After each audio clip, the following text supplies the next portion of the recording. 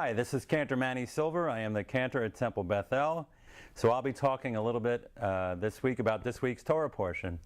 This week we begin the fifth book of the Torah, Deuteronomy, and the Torah portion this week is Dvarim, which could be loosely translated into discourse or words. And what it is, this whole book, the last book of the Torah, is the discourse of Moses, Moshe. He's speaking to the Jewish people as they are about to enter the Promised Land. His life will soon end, and this is the 40th year of their wandering in the desert.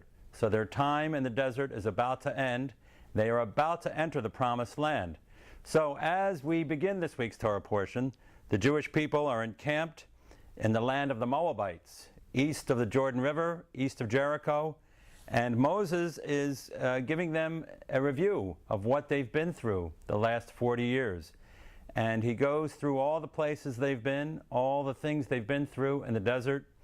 And he starts out with the exodus from Egypt, and they crossed the Red Sea. God saved them then, and how they were nourished by manna from heaven in the desert. God was with them all along, and yet they were always complaining. They were always saying, "Why did you take us out of here?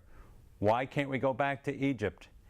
And this generation, because they did not show enough faith, they were not allowed to enter the Promised Land, and Moses himself will not enter the Promised Land because he too did not show faith, he did not obey God, and like the captain of a sinking ship, he must suffer the same fate as they.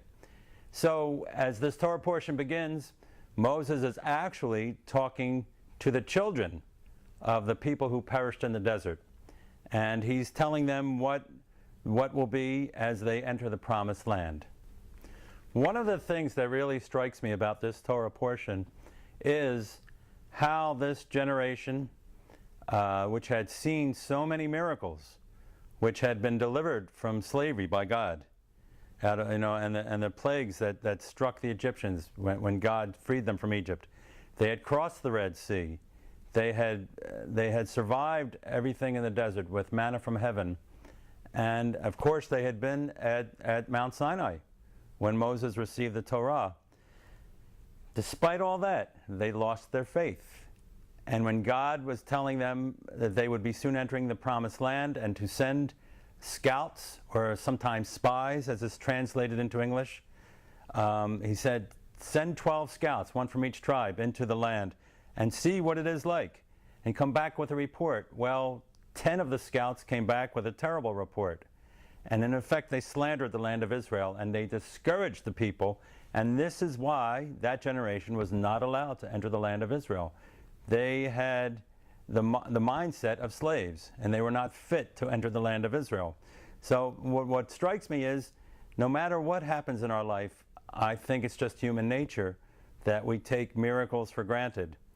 Miracles of waking up every day, the miracles of our bodies working, the miracles of light in the morning, of darkness at night.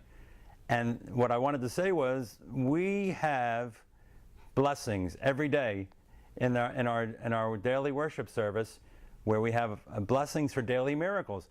We have blessings for that. We thank God for the miracle of the human body. We thank God for bringing on the light in the morning, for bringing on the darkness at night. We thank God for the gift of motion, for the ability to stretch. There's a blessing where we thank God for being able to live on dry land. I mean, just a few blocks from here, the ocean begins. And if we were just a few blocks from here, we wouldn't be able to live. So I think one of the major lessons of this portion is to be aware of our blessings. Always be aware of our blessings from God. One of the other things in this Torah portion that I think is worth noting is, during this Torah portion, Moses always addresses the people as you. And he says, "You did this, you did that, you lost faith." And in reality, he's speaking to the generation that didn't do this because it was their parents. And the point of it is, Jewish history is a continuum. We are all supposed to feel that we were freed from Egypt as slaves. That's part of the Passover Haggadah. We are all supposed to feel that we were there at Mount Sinai. They say that everyone was at Mount Sinai. the ones who are no longer alive, and the ones that are yet to be born.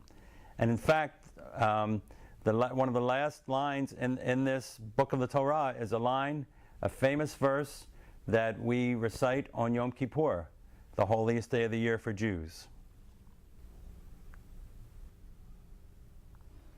And here is the verse, actually the two verses that we read on Yom Kippur, that stress that Jewish history is ongoing from those who have lived before, those that are here now, and those who are yet to be born. V'lo itchem levadchem anochi koreit et habrit hazot ve'et ha'ala hazot. I make this covenant with the sanctions, not with you alone, but both with those who are standing here with us this day before the eternal our God, and with those who are not with us here this day. So that's about it for this week's Torah portion, Dvarim, as we begin the final book of the Torah, and we wind down the year, and we get ready for Rosh Hashanah and Yom Kippur, which will be here before you know it.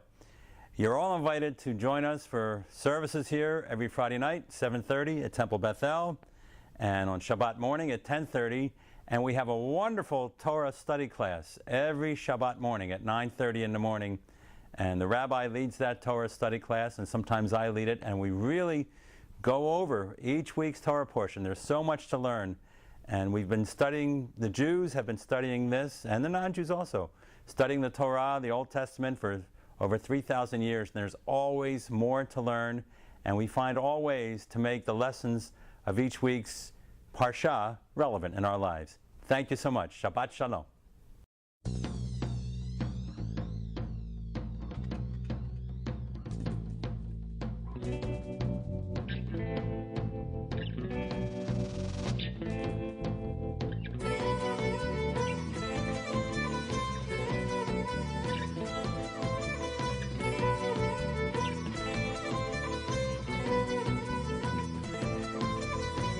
أبا شمعون كن بعوني لا دعيتك عينني أبا شمعون كن بعوني